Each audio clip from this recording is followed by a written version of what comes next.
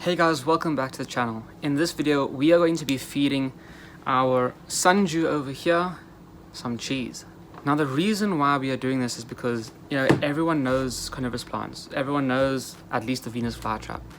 And the thing about them is that they eat plants that eat. It's insane. And our plants, as you guys know, our little collection that we have eats hundreds, if not thousands of insects every month. And they are literally gluttons.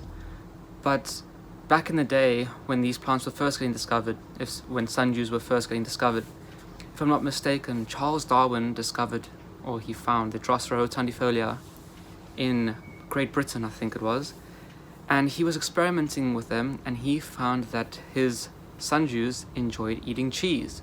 So in this video, very shortly, we are going to be feeding our sundew some cheese to see how it reacts. Now, he obviously had a different species of plants to us, but it should be the same deal. So let me go get the cheese and let us feed our plants, and I will then record a time lapse for you guys. You guys can see how the plant does, and I'll talk to you guys a bit more about feeding your plants and a little bit about their care, because it is actually not recommended to feed your carnivorous plants anything other than live insects. So let me go get the cheese and set this up for you. So here we have our plant. This is a sundew. This is a drosera capensis. That is the scientific name. And the reason why it's picked out, this specific plant is because it is actually eating a fly over here. So in this time lapse, you guys will be able to see it eating some cheese, which we have over here, and a fly. So let me just feed the plant real quick. Oh, look how hungry it is. Look at that. Oh wow.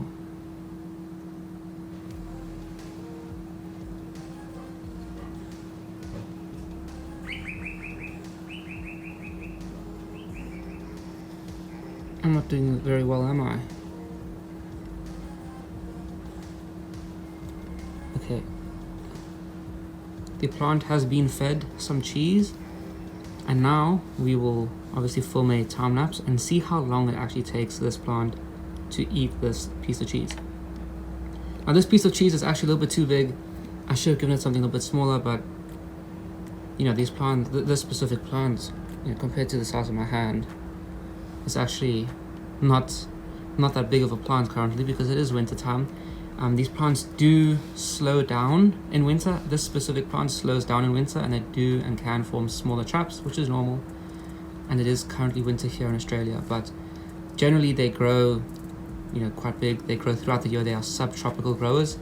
These sundews, they love sunlight. If you can give them full sunlight every single day, they will be more than happy, and they love to sit in water. These plants are native to boglands, to marshes. If you guys haven't seen some of my older videos, I actually found these plants in the wild in South Africa. So definitely check them out. You'll see exactly what I mean by they live in marshlands, wetlands where the water just slowly dribbles away, I guess, at the soil in which these plants grow in. And it's honestly, it's amazing sight just to see thousands of these plants literally scattered all over the ground. Like they're little droplets here that they have on the end of their trichomes, glistening in the sunlight everywhere that you walk. It's truly beautiful. So definitely check out those videos if you're interested, and you'll see them in the wild. But yeah, they love to be sitting in their water. They are bog plants, and that's actually why they evolved the carnivory. The reason why they created this form of trapping and whatnot is actually to supplement their growth. So because the water is always constantly moving and slowly pushing away any and all nutrients in the soil, that leaves the plants with nothing, right?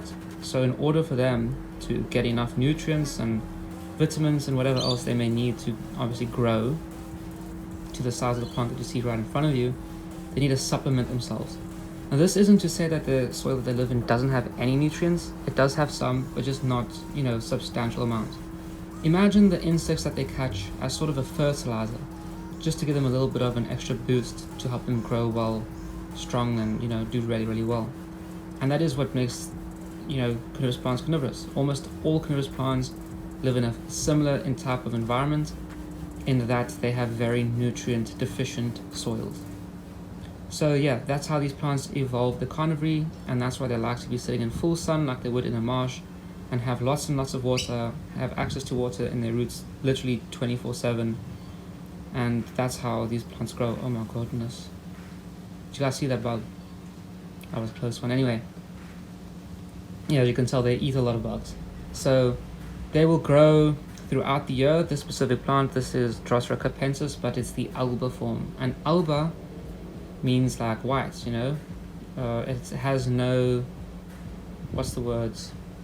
No, it's not chlorophyll. It's there's another word. I forgot what it is, but it basically means that the plant doesn't have any red or orange pigmentation, and so the plant is literally just green and light pink and or white.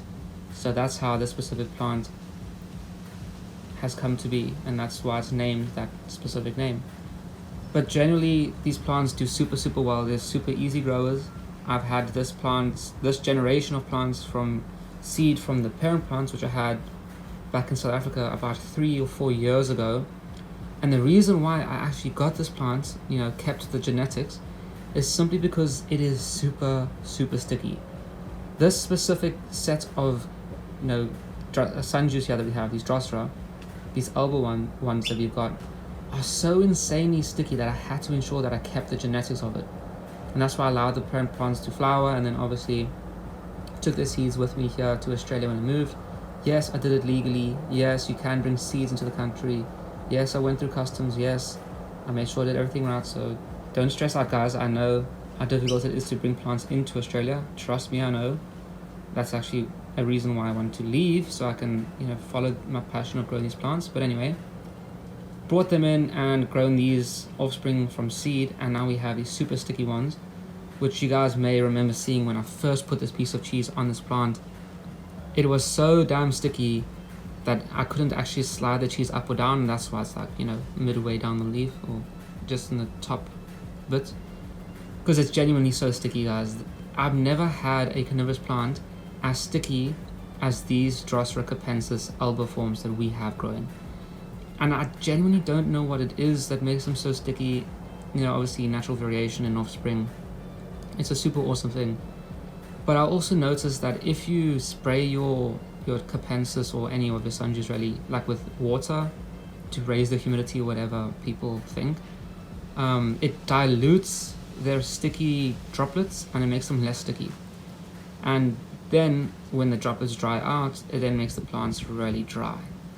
So don't, you know, give yourself artificial hope by spraying the plants with water, because it makes them look good for literally 5 minutes before it dries out. Just ensure you give them the right conditions, and like I said, the right conditions is as much sunlight as you can, and water, like let them sit in a bowl of water 24/7. On that note, the water that they need is distilled water, rainbow water, or reverse osmosis water. They can't use tap water in most cases because the tap water has too many nutrients, and as I just explained to you guys, the nutrients kill the plants. Too many nutrients will kill and burn the plants, which is why you have to try and mimic their natural environments as closely as possible by giving them soil and water with no to little nutrients, or else they will die, because, you know, that's what they're used to getting in the wild. Another thing about these plants is that they are prolific flowerers. They literally flower all the time. They kind of never stop. It's now winter here in Australia and they're still flowering, and it becomes quite troublesome because you don't want them to flower all the time, because then they leave their seeds everywhere, and then when they leave their seeds everywhere, you get these random plants popping up in the wrong spots. And I don't know about you guys, but it annoys me when I have, you know, a Venus flytrap in a pot and then 2 or 3 little capensis come out. I'm like, really, bro? You couldn't have put your seed, you know, anywhere else? But yeah, that's just a me thing. Some people actually love it that they can get more and more plants from seeds, which I understand. I mean, I get it. But for me, stay in your own pot, please. So it's very simple to actually get around this. As soon as you see them start flowering, just literally just cut off a flower. That's what I do. But in most cases, when the collection starts to grow, you don't see all the flowers until they start flowering, and you're like, oh damn, there's a flower that I need to go and cut off. So if you stay on top of it, there's not a problem. But if you get a large collection, all I can say is good luck, because they flower non-stop. And when they do flower, they put seeds everywhere. Anyway, This little plancha seems to be doing well. We have mosquitoes flying around, biting me. We have lots of random bugs everywhere. And it's a pretty cold day today in Australia. We have a bit of a cold snap, if that makes sense, like a cold front coming through. Today was 8 degrees in the morning, 8 degrees Celsius. Yesterday was 5 or 3 degrees Celsius, which where I am on the Gold Coast, it is very, very cold, very unusual. It's actually broken cold records, like for the coldest weather there's ever been. And what that means is that some of our plants are actually quite happy, especially the cold growers that you guys know of, like our drosera regii and all the moss and whatnot. Our cold growers are happy with that. But something really strange that I've discovered is that because prior to this, couple of weeks of cold, you guys have seen our last videos, you will remember how much rain we've had. We had rain for like 2 or 3 months non-stop. And what rain means is cloudy. So when it's cloudy, there's less sunlight. And now that it's cold and there's no clouds, it's sunnier, which means that our sarracenias are starting to grow. They think that it's spring. But in truth, we haven't even had our winter solstice yet. So honestly, I don't know what we're going to be doing with that, guys, but make sure that you do subscribe so that you guys can see their update videos. Subscribe to the channel so you don't miss out on any of our future feeding videos like this one, because we will be doing like a series of feeding these carnivorous plants different foods to see how they react. And like I said earlier, I do not recommend this. Do not feed your carnivorous plants anything other than live insects, because they need the movement. Insects is what they eat, and generally feeding them cheese and meats and random foods like this, like human foods, in most cases it does cause the trap that it sits on to rot away, because the food starts to rot and get moldy. So on that note, at the end of the day, I will take a look at it again, see how far the cheese has been curled over, if at all, because usually the plant needs movement for it to curl. Either movement or it can, taste. Not really taste it, but I'm trying to say taste the food.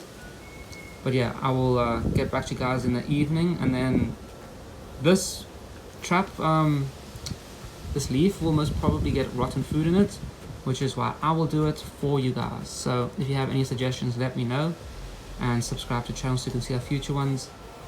But yeah, I will now. So now the time lapse is pretty much over, and I will get back to you with the evening update. So yeah, see you guys in like 1 second.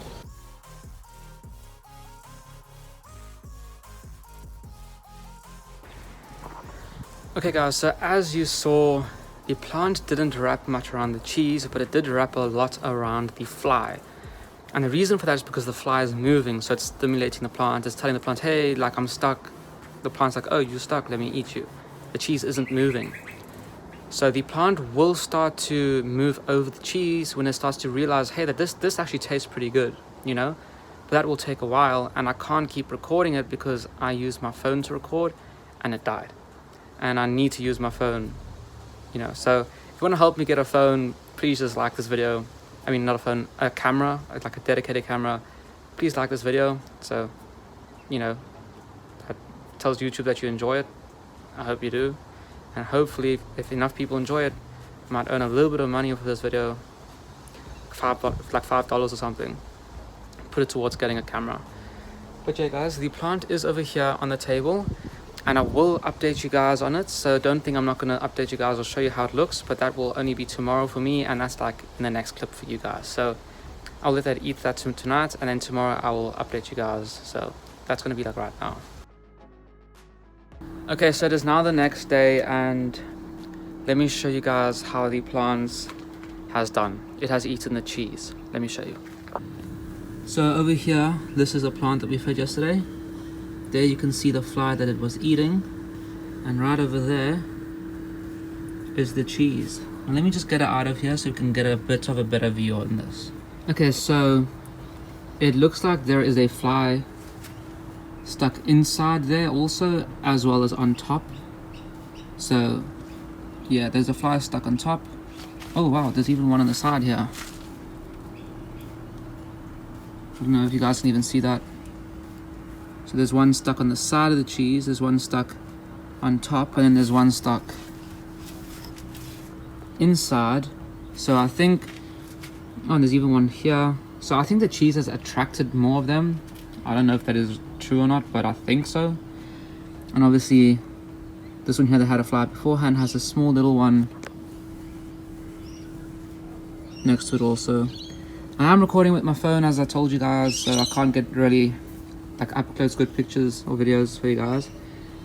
But yeah, this just shows that the plant does like cheese and it will eat it. I will obviously keep you guys updated on this as the weeks pass, so make sure you subscribe to the channel so you can see how this piece of cheese goes. But if you have any suggestions on what you want me to do next, like what you want me to feed the next plant, let me know. I'm very keen to do it. I want to experiment with them a little bit and see what we can get these plants to eat and how they will react. Just another reminder for you guys, don't do this with your plants. This cheese will most probably get moldy, and the plant, the leaf, this specific leaf, will die off, and it's not good for your plant. So don't do this. I'll do it for you. And yeah, I just want to quickly explain to you guys why these plants will eat something like cheese. Because, you know, if you put something with nutrition on the plant tastes it, I like to say. It recognizes that there is a possibility of food here, and it wraps around it and it eats it. And cheese is, you know, kind of high in protein, and protein has a lot of nitrogen, and what do plants need to grow? NPK, nitrogen, phosphorus, potassium. So it wants the nitrogen that it can taste in the cheese. If that makes any sense. Maybe I'm wrong, maybe I'm not. But anyway guys, I hope you did enjoy this video. If you did, please remember to leave a like. I do have plants for sale. If you have any questions, let me know on email, Facebook, Instagram, or here in the comments below. Any video suggestions, let me know. I'm happy to do them. You guys, see you guys in the next one.